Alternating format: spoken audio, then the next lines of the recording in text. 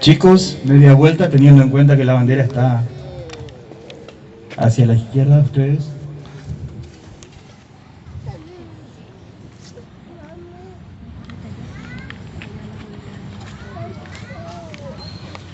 Alumnos, esta es la bandera que creó Manuel Belgrano en los albores de nuestra libertad. Simboliza la República Argentina, nuestra patria. Es el símbolo de los valores de los que fundaron la nacionalidad, defendieron y promovieron con sus luchas y sus sacrificios, triunfos y derrotas. Esos valores son los de la libertad, la tolerancia, la justicia, la igualdad, la paz y la solidaridad.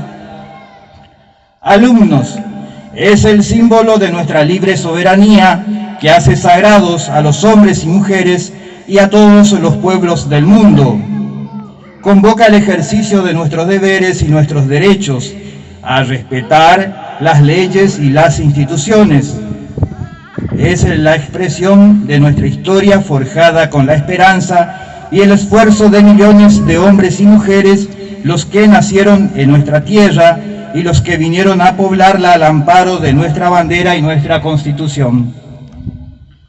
Representa nuestras tierras y nuestros mares, nuestros ríos y bosques, nuestros llanos y montañas, el esfuerzo de sus habitantes, sus sueños y realizaciones.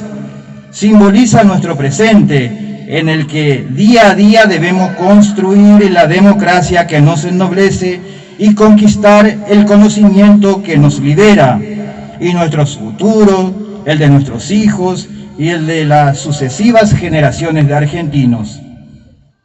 Alumnos, prometen defenderla, respetarla y amarla con fraterna tolerancia y respeto, estudiando con firme voluntad, comprometiéndose a ser ciudadanos libres y justos, aceptando solidariamente en sus diferencias a todos los que pueblan nuestro suelo y transmitiendo en todos y cada uno de nuestros actos sus valores permanentes e irrenunciables. Muy bien.